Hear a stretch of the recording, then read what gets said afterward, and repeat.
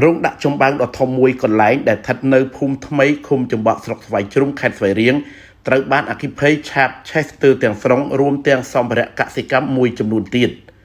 បើតាមលោកវរៈសេនីយ៍ឯកសោមសុភ័ណ្ឌអធិការនគរបាលស្រុកដែលបានដឹកនាំកម្លាំងជំនាញស្រុកសហការជាមួយកម្លាំងជំនាញបង្ការពន្លត់អគ្គិភ័យនៃស្នងការដ្ឋាននគរបាលខេត្ត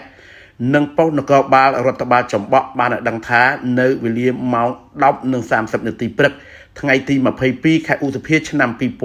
2026មានករណីអគ្គិភ័យបានកើតឡើងឆេះរោងដាក់ចំបើងមួយកន្លែងមានទំហំ 15x20 ម៉ែត្រសង់អំពីដែកប្រក់សង្កសីរបស់ស្ត្រីឈ្មោះអុកសាអែម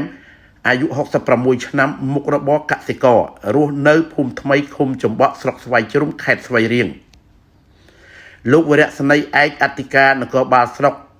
បានបញ្ជាក់ពីសម្ភារៈដែលបានខូចខាតរួមមាន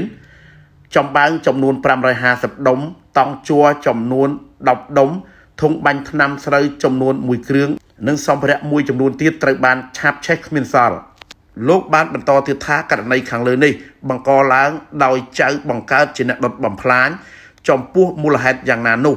កម្លាំងសមត្ថកិច្ចនឹងនាំខ្លួនជនសង្ស័យទៅធ្វើការសួរនាំនៅប៉ុស្តិ៍នគរបាលរដ្ឋបាលចំបក់បន្តទៀត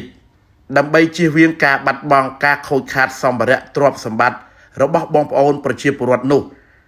លោកវរៈសេនីយ៍ឯកសោមសុភ័ណ្ឌក៏បានអំពាវនាវឲ្យបងប្អូនប្រជាពលរដ្ឋចូលរួមថែរក្សាការពារសម្ភារៈនិងទ្រព្យសម្បត្តិដោយមានការយកចិត្តទុកដាក់និងមានការប្រុងប្រយ័ត្នឲ្យបានខ្ពស់បំផុតជាពិសេសត្រូវចូលរួមសហការជាមួយអាជ្ញាធរមូលដ្ឋានក៏ដូចជាកម្លាំងនគរបាលប៉ុស្តិ៍រដ្ឋបាលដែលនៅជិតធ្វើយ៉ាងណារួមគ្នារក្សាបាននៅសុខសុវត្ថិភាពក៏ដូចជាភាពកក់ក្ដៅជូនបងប្អូនប្រជាពលរដ្ឋគ្រប់ភូមិគ្រប់ឃុំក្នុងមូលដ្ឋាន